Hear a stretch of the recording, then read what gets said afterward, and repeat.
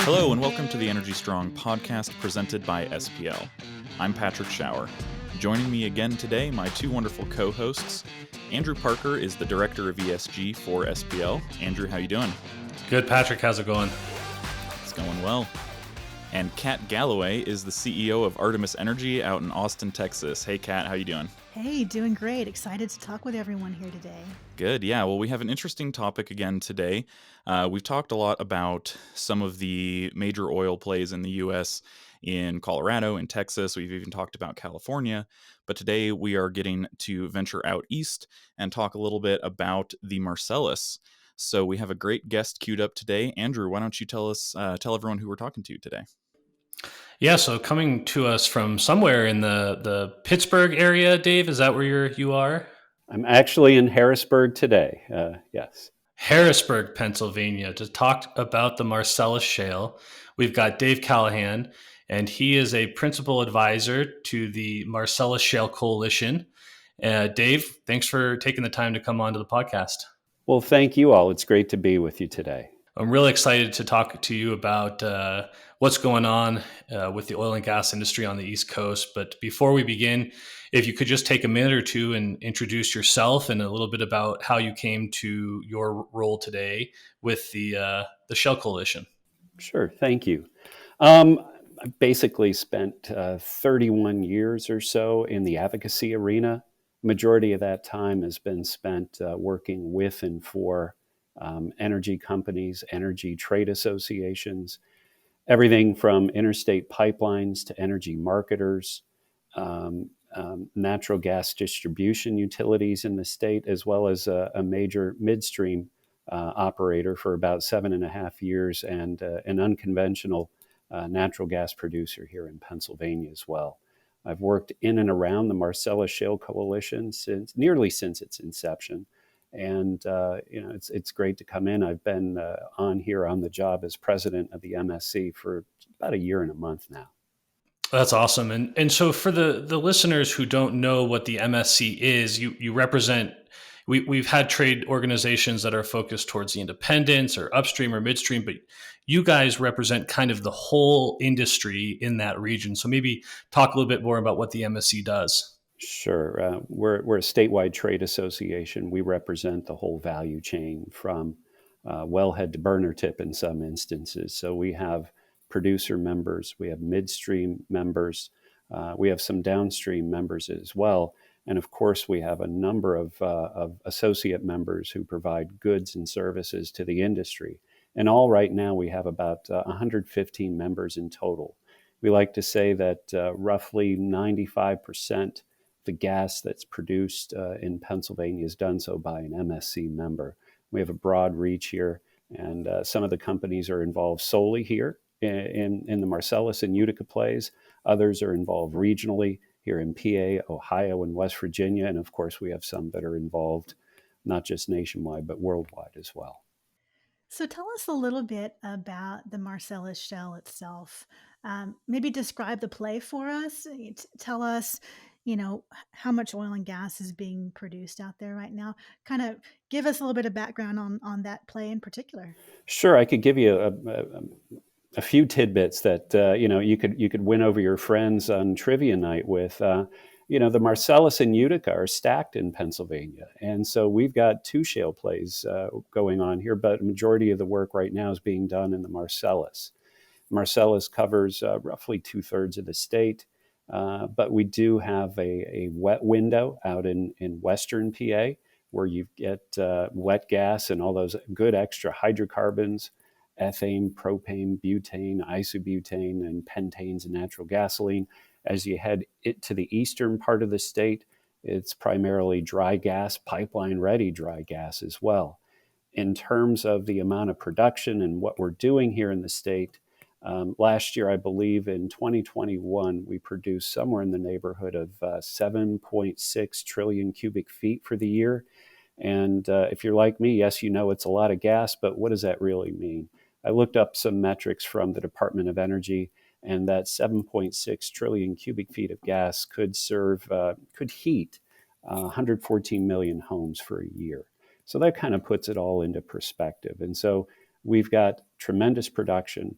We've got good midstream operations, again, out in Western PA, where they're taking advantage of that wet window and extracting those natural gas liquids and using that in some downstream operations, as well as other midstream operations throughout the state as well. Can you tell us a little bit about where all that gas is going? You talked about how much is being produced, but how much of it is being consumed domestically on the East Coast, and is any of it being exported?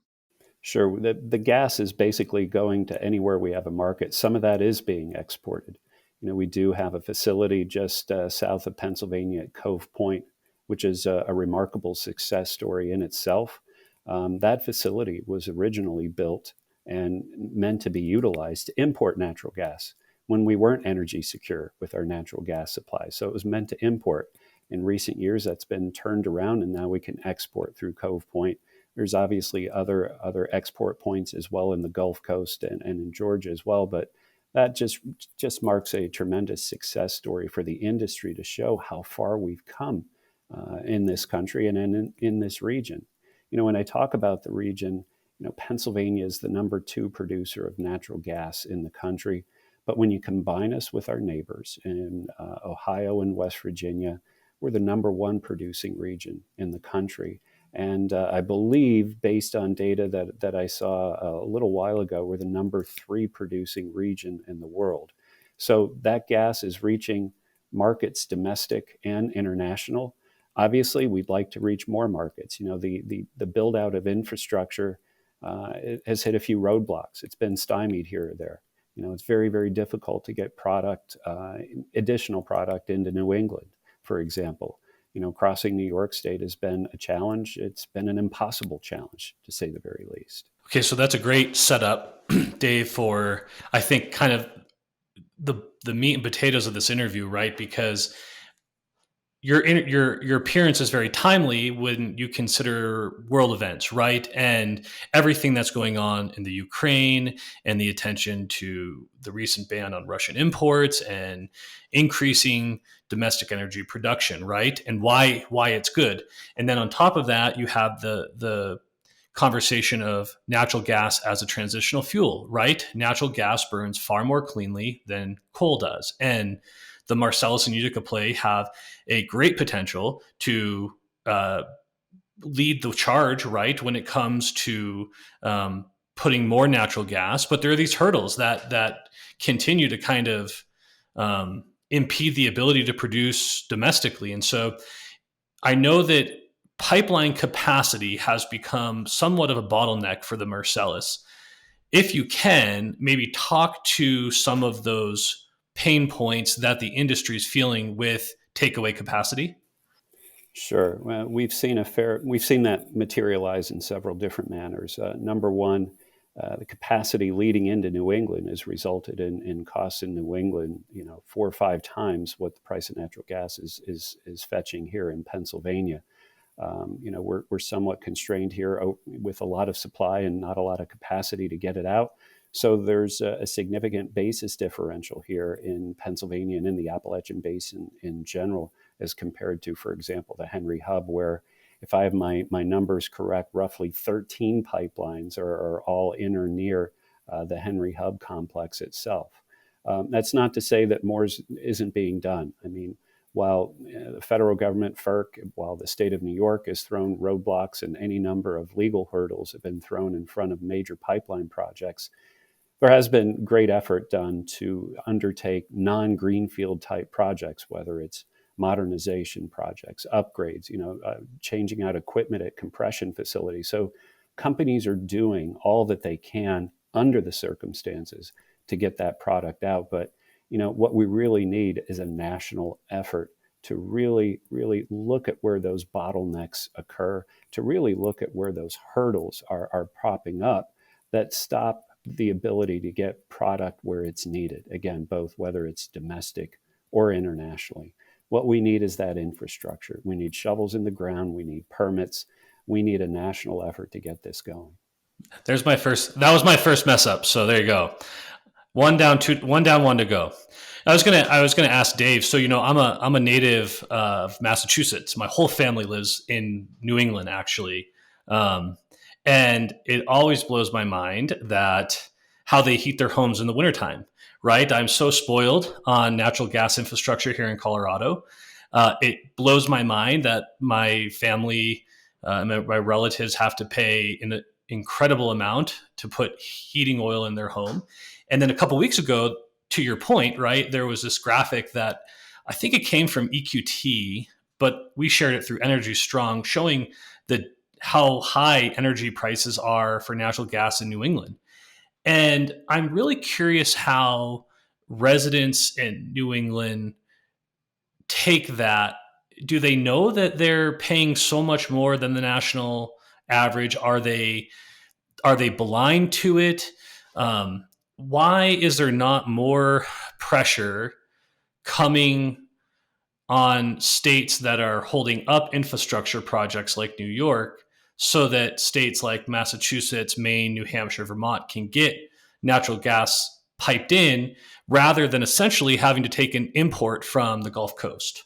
Well, and it's not just the natural gas prices. Their electricity prices are sky high as well. I think I saw a report from the U.S. Chamber from a year or so ago showing that prices in New England were like 81% higher than they were here in the Commonwealth of Pennsylvania. So, those energy prices are across the spectrum. And, I believe I also saw reported earlier this year that during, the height of the cold snap in January, I believe that New England ISO was reporting that somewhere in the neighborhood of 23% of their power was coming from fuel oil and not natural gas. I mean, the capacity just wasn't there. And you nailed it, where you see imports coming into Boston Harbor. I mean, the most famous import into Boston Harbor from 2014 was a tanker filled with Russian natural gas. When we have plentiful supplies, affordable supplies here in Pennsylvania, just a couple 100 miles away, to serve that market. As to what the consumers think, well, your guess is as good as mine. They should be up in arms. Not just the homeowners, commercial establishments, industrial owners, industrial facilities. They should all be clamoring for not just a low-cost, abundant supply, but a clean supply of fuel as well. When we talk about natural gas, when we talk about the many economic benefits that can accrue not just our country, but our allies worldwide, we can't forget the environmental benefits as well. And, not just the natural gas itself that we know burns clean, that has resulted in significant emissions reductions in this country, but the fact that that gas is produced here in this country under the most stringent regulations in the world. And that natural gas, if you're a customer in Europe, if you're a customer in Asia or elsewhere, that natural gas is developed under very, very strict requirements. And not only that, but you look at the methane intensity of that gas. The United States methane intensity is somewhere in the neighborhood of 64-65% lower than the gas coming from Russia. When you look selfishly, for me, looking selfishly at the Appalachian region, our numbers are even lower than that, much lower than the U.S. average as well. We will be right back to the Energy Strong podcast, but I want to tell you about our sponsor, SPL. They offer end-to-end testing, measurement, and reporting solutions across the entire hydrocarbon value chain through cutting-edge technology, meticulous processes, and highly qualified personnel. SPL offers insights you can trust and act on. Check them out online at spl-inc.com. That's spl-inc.com. And now, back to the show. So can you talk a little bit about some of those emissions reductions that operators in the region have been working on? How are we able to achieve such low methane intensities and such cleanly produced gas? Well, a part of it is just the nature of the play here in Pennsylvania being more of a modern play, a recent play. Some of it is, going after some of these certifications as well, that not just that the certifications change operations, but the certifications from these various third-party groups that gather and analyze various environmental data. It's recognizing the great work that the companies are doing out in the field. It seems that every day you see a press release or something showing that some operator here in Appalachia is doing something with one of these third-party certification firms, whether it's for a subset of their operations or whether it's for all their operations. And I will say some of those apply to upstream operators, some apply to midstream operators as well. Dave, I'm looking at a letter that you penned to the governor of Pennsylvania a couple weeks ago. Could you please maybe describe that letter to our audience? What did you write in that letter, and have you heard anything back from Governor Wolf on what you've written?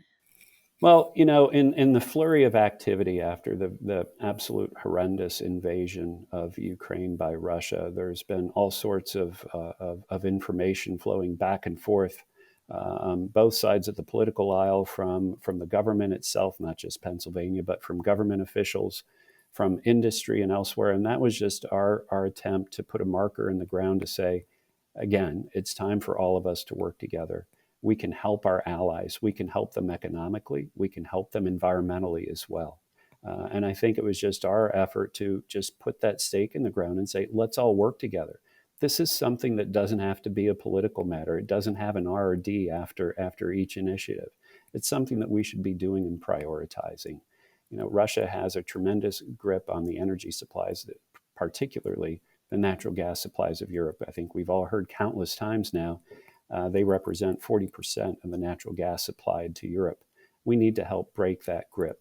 We need to help break that grip that influences, because we all know there's a direct relationship between energy security and national security.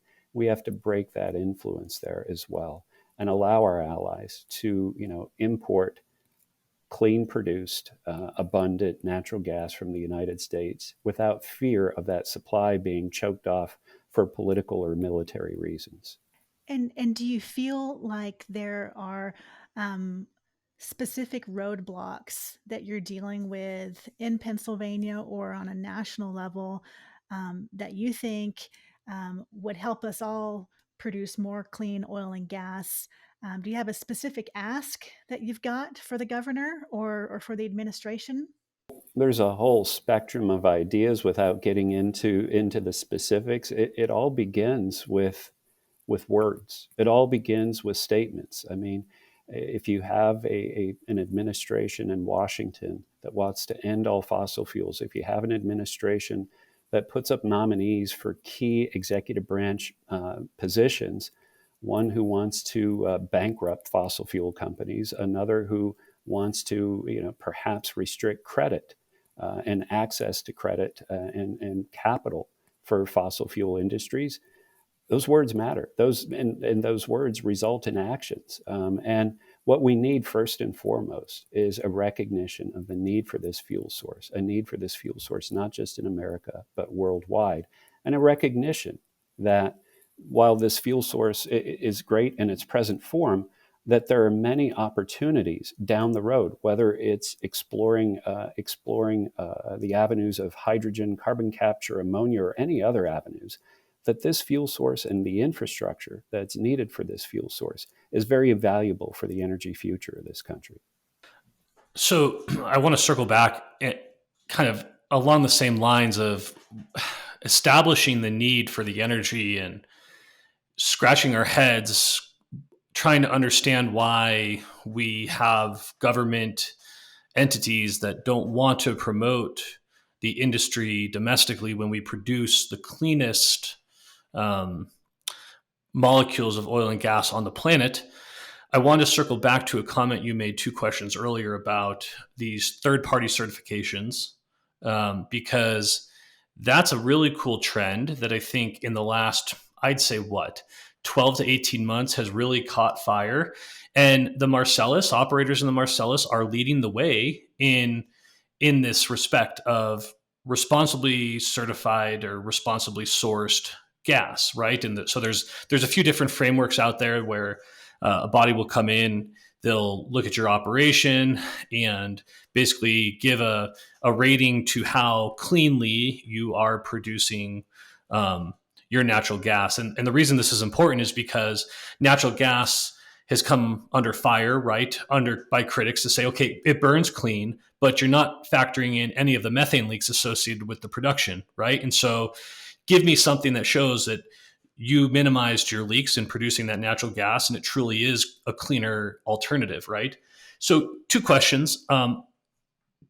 What are you seeing in terms of activity with operators in the Marcellus uh, implementing responsibly sourced gas certifications? And um, are you seeing a lot of movement with actually deals being made to sell RSG at a premium to utility companies in that part of the world? Sure. And again, as you mentioned, you're seeing companies, it seems like a weekly basis, you see another company announcing that they're working with any one of these third-party certification firms. And again, I think, as I said in response to a prior question, it's not necessarily that companies are changing what they're doing. It's recognizing what they've been doing all along. It's a part of the culture of these companies to perform work in a certain manner. It's part of the culture of these companies to be mindful of the health and safety of their own workers and of the communities in which they operate. We see this happening all the time. And while we have heard from from those third-party certification firms that perhaps there is a price premium that could be realized, maybe there are certain utilities, maybe there are certain municipal utilities in particular who may be interested in a price premium.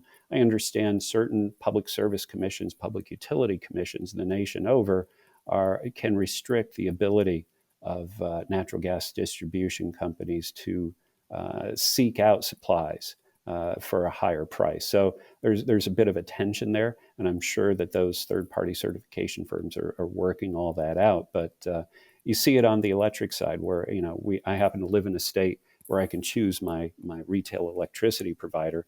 I can choose a provider who provides green energy. I could choose a provider that does it along a certain price point. Perhaps that's the wave of the future for natural gas as well. Again, we see a lot of activity in this arena, and I think it's significant. It's important for the culture of the companies to be recognized. It's important for their customers.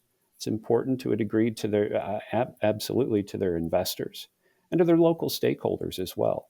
I mean, all of these companies, and I could say that all the members of our coalition work really hard at environmental compliance. They're operating within their permits, and our analysis, where we look at just the vast number of inspections, over 18,000 just last year alone. Our industry achieves somewhere in the neighborhood of 96 and some odd percentage decimal point compliance rate. We're proud of that. Our companies are proud of that too. That again, with economic development, you get environmental advancement. And I think you'll find that in the current context of the Russia-Ukrainian conflict ongoing, as we look to fill more deliveries of LNG to European countries that function under a carbon cap and trade system, that certified low carbon natural gas and LNG shipments will become, I think, even more paramount and possibly drive a bigger premium than what they could get domestically. I've talked to some producers that have said, well, I can get a 5% premium on RSG domestically, but I can get a 50% premium if I ship it as LNG to Germany or another European country. So that'll be a really interesting trend, I think, in the next 12 to 18 months, depending on how this conflict with Russia and the Ukraine continues. So you made a really, sorry, go ahead. Well, I was just going to say, the conflict, the war, the atrocities, we focus on that, and there will be an end to that in some fashion, and hopefully it ends in the way we all want it to end on our side of the Atlantic. However, the implications of that for national security in Europe and worldwide, the implications for that for energy security in Europe and energy policy there's a long-term effect there. That the world has changed as of February 25th, and it's going to continue along that path for quite some time, where European countries and others will be taking a good hard look, and we're taking a good hard look in our country, where our energy comes from, we're interested in costs. We're interested in the reliability of supply, the resiliency, and we're also, by the way, interested in the environmental footprint, the environmental effect of that supply as well. And so we're going to see that play out in the long term, I think. I think you actually just answered the question I was going to ask you, which is, as an industry, how do you take back the narrative? You raised the point about, these companies really, ESG is really a manifestation of what most oil and gas companies have done for decades. We've always been an environmentally focused industry. We've just not marketed ourselves that way. And so I actually think that was a really good answer to say, all the ways of people are going to start reconsidering where we get our energy, what kind of energy we consume. Do we prioritize a renewable transition, electric vehicles, natural gas, nuclear? And that was kind of a roundabout answer to it, if you want to add anything else there. Well, yeah. Well, when you look at the people that we employ in the industry as well, like, for example, when we if it's a producer or midstream company submits to Pennsylvania an erosion and sedimentation control permit, which is actually one of the major permits that folks here submit, you've got engineering professionals working on that, environmental professionals, everybody looking at that and making sure that those plans are put into place. We're talking about professionals, certified professionals who put their certification stamp on the line every time they put a permit in front of our State Department of Environmental Protection. This is their job. This is their livelihood. They work for our industry. They work for other industries as well. It shows the significance of the work being done here. Absolutely. Well said. I have a question on a kind of a totally different path. Given the amount of gas that's produced in the play, and given the climate in Pennsylvania, I'm starting to see from my end a lot of Bitcoin miners coming to the state of Pennsylvania and mining Bitcoin off of the natural gas. Is that something that your group is following? Do you have any data on that industry at all in your state? Kat's the Bitcoin queen, so. All right. Well, I can confer with you after. No, we're starting to watch this. We understand that some companies are doing this. Some companies might be involved. To what degree in terms of a percentage of the entire industry? I think it's a small percentage right now. But for what I know about the data miners, they need a constant supply of power.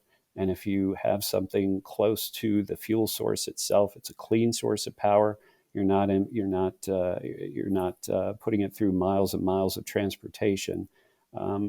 You can look at it like any other use of natural gas, just like power generation in general, just like utilizing those chemical building blocks and NGLs.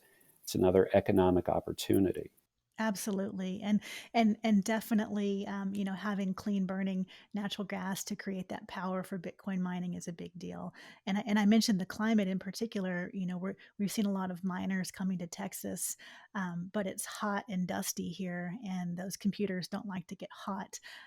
But I know that I've seen a lot moving to Pennsylvania just because of the access to the gas, and of course the climate is a little bit better for those computers. So I think you're going to see more of it as well. It's a very, very, very interesting business, and I've just started to scratch the surface in understanding it. Yeah. Kind of circling back just a little bit to what we were talking about a minute ago with some of the responsibly sourced gas initiatives. Has the Marcellus Shale Coalition been pushing that as a way of speaking with some of these New England states as a way to try and incentivize additional infrastructure development? I know there's been a lot of pushback from states in particular, like New York, on getting new pipelines put through. But do you see, and has the MSC been pushing responsibly sourced gas as a way of trying to get some of these projects to open up a little bit more? Again, from the very beginning, we've been talking about the environmental advantages of using natural gas from day one, along with the economic advantages and the results when you look at the data, it speaks for itself. Here in Pennsylvania, increased use of natural gas in the power generation sector dropped CO2 emissions somewhere in the neighborhood of 40% from 2005 through 2018. And I think we all know nationally speaking, increased use of natural gas is one of the primary reasons why the United States has led the world in CO2 emission reductions dating back to 2005 as well. We have a lot to offer, whether it's, again, domestically in New England, whether it's internationally as well, where I think somewhere in the neighborhood of 3 billion people live in energy poverty, meaning they have inadequate access to energy or no access to energy. And some of those energy sources that they do have access to aren't exactly good for their health. We have a chance to really make changes. If you're concerned about CO2 emissions, it's a global issue. We have the opportunity to make significant changes to global CO2 emissions with LNG exports. We're all shaking our heads here. We're all shaking yes. Exactly. Well, I'm glad we're on video. Yes. So well, just to piggyback off that, I think Dave, correct me if I'm wrong, right? But forget the acronym.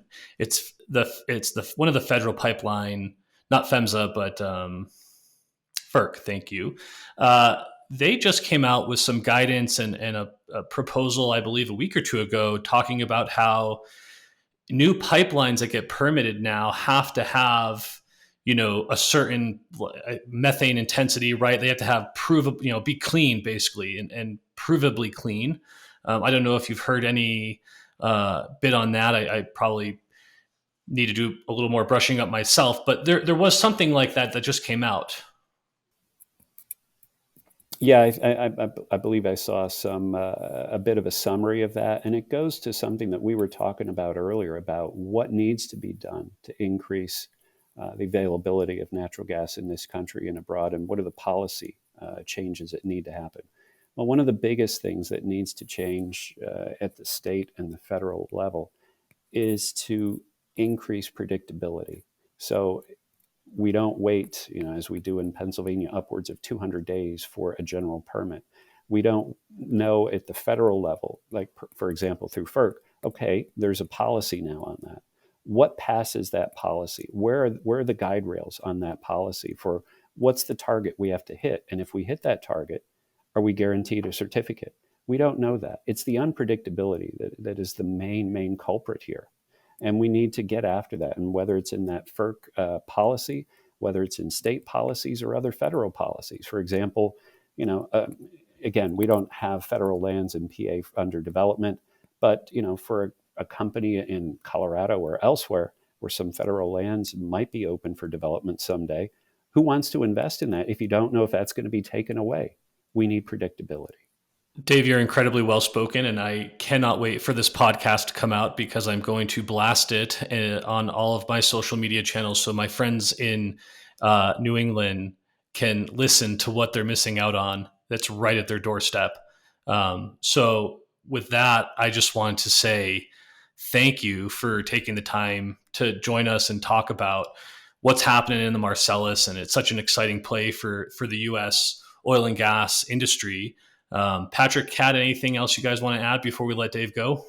No, seconding you that. Maybe give us some more info. Give us some more info on where we can learn more about your organization. Any sort of community events, anything. Please give the listeners and now the viewers how they can get a hold of you. I was hoping to get to this point. Sure, we have a great website, www.marcelluscoalition.org. We're very active on social media as well, on Twitter and Facebook, as well as on LinkedIn. If you remember me, link up with me. We put all kinds of information out on LinkedIn that professionals, whether they're engaged in our industry or not, can learn a lot about the industry, can understand facts. We say that we share fact-based information. We do share that fact-based information. And sometimes that's lost in our world where everything is what I call the Twitter cafeteria food fight. We need the facts. We need to rely on the facts. And you could come to the MSC's website, you could look at our social media outlets and look for those facts. Great. Well, we'll put links to all of that in the podcast description as well, so that our viewers and our listeners can go ahead and find those easily. But absolutely, thank you so much, Dave, for coming on and having this conversation. It was great to hear a little bit more about the Marcellus. I did some work out there myself a couple of years back, and I miss being out in Pennsylvania, so I'll have to come visit you in Pittsburgh sometime. Well, thank you all. And Patrick, you have obviously, and all of you have an open invitation. Come on out. Come out to our Pittsburgh office. Come out to our Harrisburg office. We'll show you a good time and share with you all kinds of additional information as well. But I appreciate the opportunity to be with you. You got a great podcast. Well, we appreciate your time. And thanks again, Dave. Thank you. Thank you. Thanks. Well, that will do it for this episode of the Energy Strong podcast. Thank you again to the Marcellus Shale Coalition and to Dave for coming onto the show. We really had a fun time talking with him. I would like to remind all of our viewers and our listeners again, you can find us on YouTube if you want to take a look at what we all look like and what all of our recording setups look like, or you can find us wherever you get your podcasts, Spotify, Apple, Google, wherever you listen. Make sure you leave a comment, a rating, a review. It really helps us out, helps drive more interest in the show and get this show spread out to more people. Also want to remind folks, if you are interested in sponsoring the podcast, you can reach out to Energy Strong, and all of the sponsorship money is going to help our nonprofit partners, which again right now is the PBLA here in Denver. So go ahead and check them out. If you're interested, you can listen to our first episode or you can find them online. Thank you so much for watching, and we'll see you all next time.